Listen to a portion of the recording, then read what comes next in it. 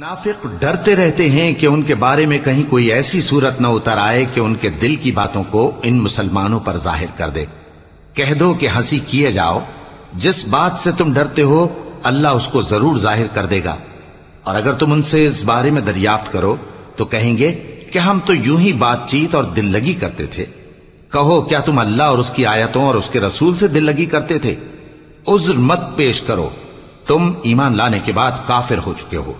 अगर हम तुम में से एक जमात को मुआफ कर दें तो दूसरी जमात को सजा भी देंगे, क्योंकि वो गुनाह करते रहे हैं। मुनाफिक मर्द और मुनाफिक औरतें एक दूसरे के हम जिन्स यानी एक ही तरह के हैं कि बुरा काम करने को कहते और नेक कामों से मना करते और खर्च करने से हाथ बंद किए रहते हैं। इन्होंने अल्लाह को भुला दिया तो अल्लाह ने इनको भुला दिया। बेशक मुनाफिक नाफरमान हैं।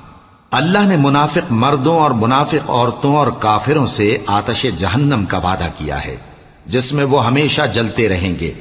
वही उनको काफी है और अल्लाह ने उन पर लानत कर दी है और उनके लिए हमेशा का अजाब तैयार है। तुम मुनाफिक लोग उन लोगों की तरह हो जो तुमसे पहले हो चुके हैं।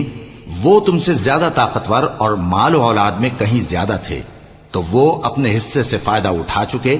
सो जिस तरह तुमसे पहले लोग अपने हिस्से से फायदा उठा चुके हैं, उसी तरह तुमने अपने हिस्से से फायदा उठा लिया। और जिस तरह वो बातिल में डूबे रहे, उसी तरह तुम बातिल में डूबे रहे। ये वो लोग हैं जिनके अमाल दुनिया और आखिरत में जाया हो गए और यही नुकसान उठाने वाले हैं।